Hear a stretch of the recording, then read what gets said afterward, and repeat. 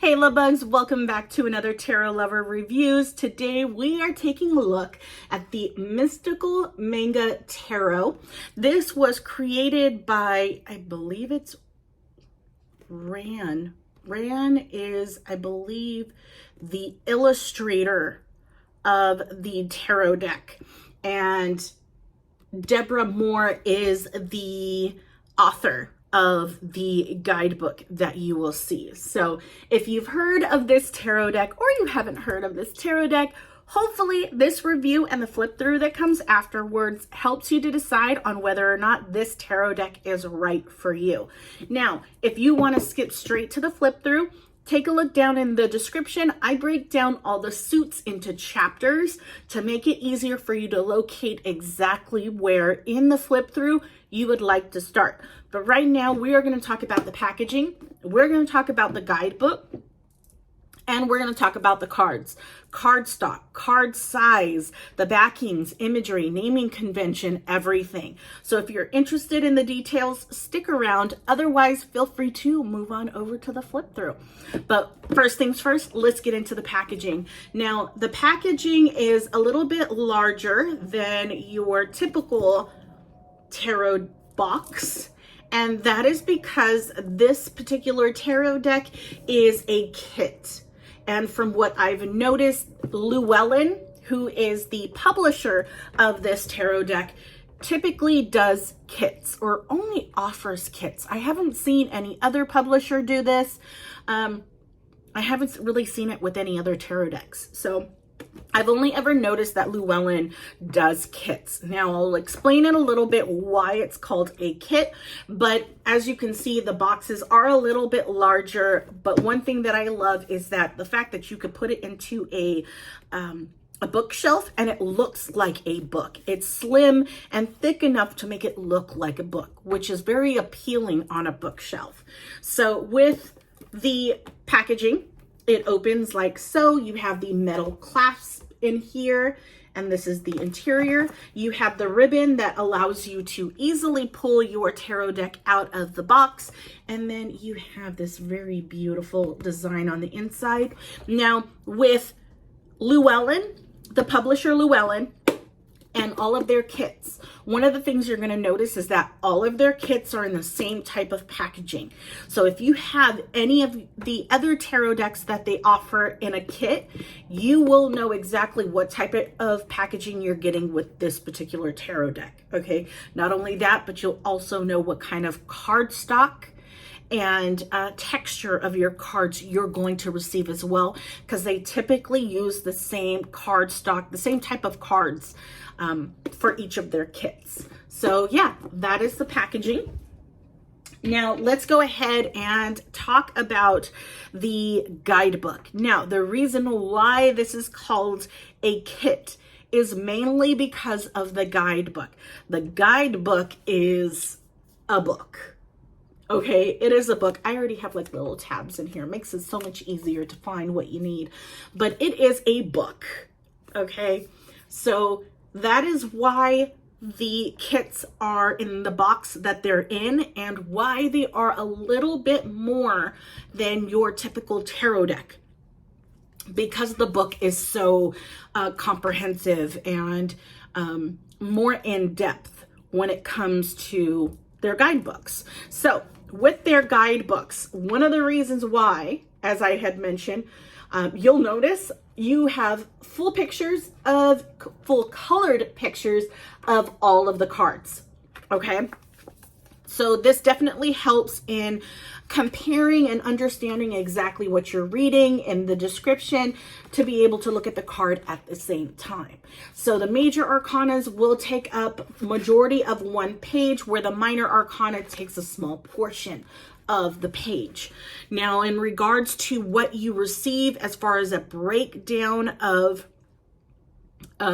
what you receive within each of the cards, the major arcana, you have a large paragraph here, okay? And then this portion right here, you get a divinatory meaning. I wanted to make sure I said that right.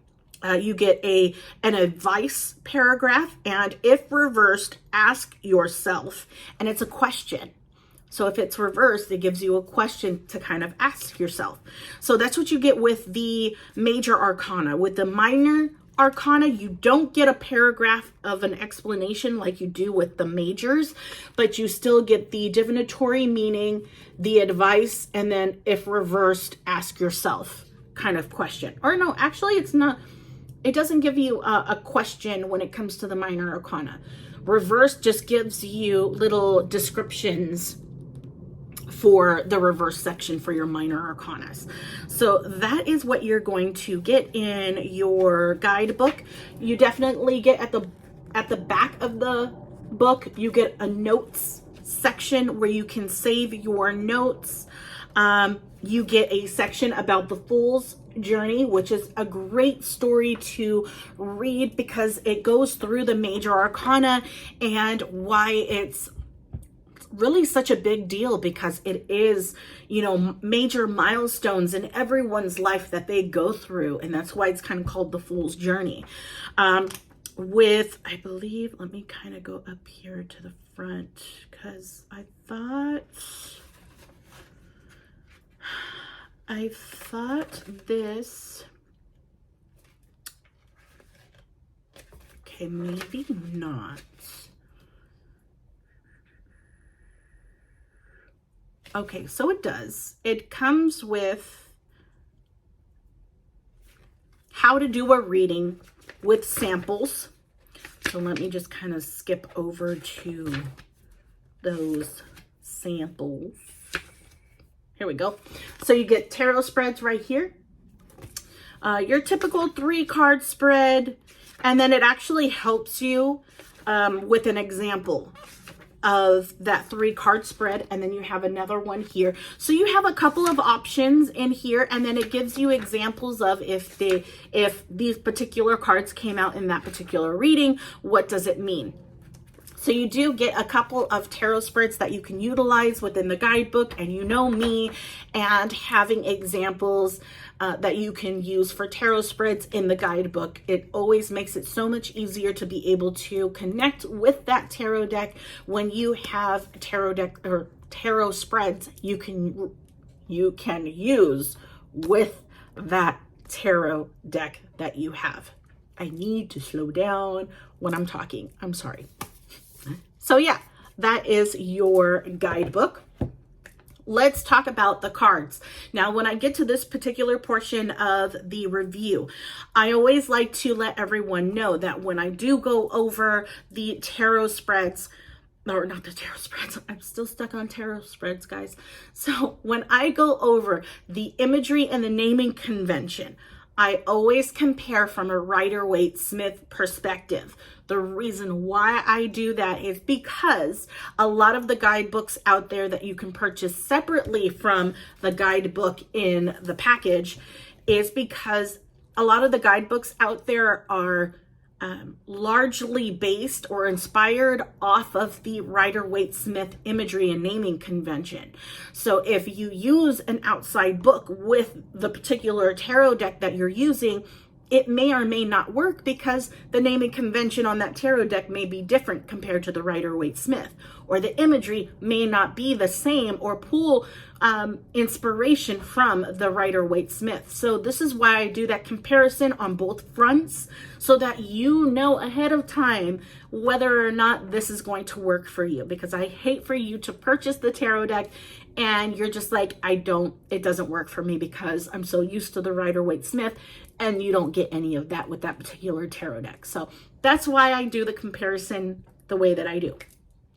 With that being said, let's talk about the naming convention. So the naming convention for the major arcana is exactly the same as the Rider-Waite-Smith. So there is no differences with the major arcana. The minor arcana, in regards to the suits, the typical suit is Pentacles, Cups, Wands, and Swords. There is a slight difference, and that is with the Pentacles. The Pentacles in this particular tarot deck is coins. So that's the only difference when it comes to the minor arcana. The court cards stay the same. Queen, King, Knight, and Page. Those stay the same. So really, it's just the suit of pentacles that changes to coins. So let's talk about the imagery, shall we? Shall we? Not shall me. This is what happens when I have so much stuff going on in my brain and I'm just trying to let it flow. So yeah, no editing on this video. So with the imagery doesn't pull, I mean, let me look through this. It does.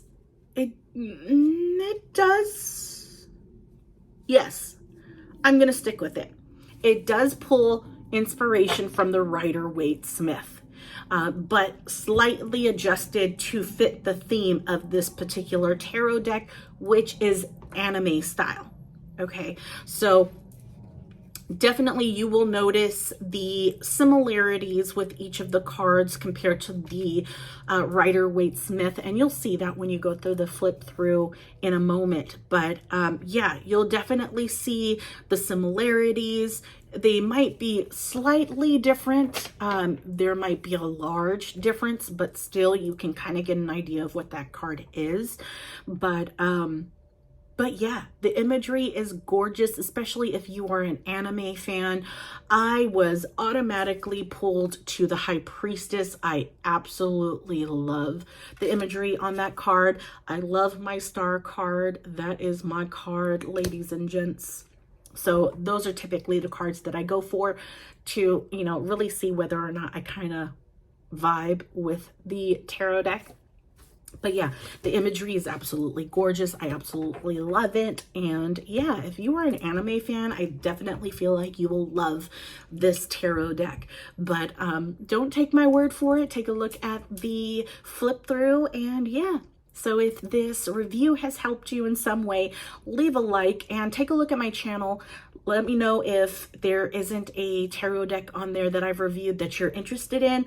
I may have that tarot deck. I just haven't posted it yet, but leave me a comment and let me know. And yeah, without further ado, here is the flip through. Enjoy, and I'll talk to you guys later. Bye, guys.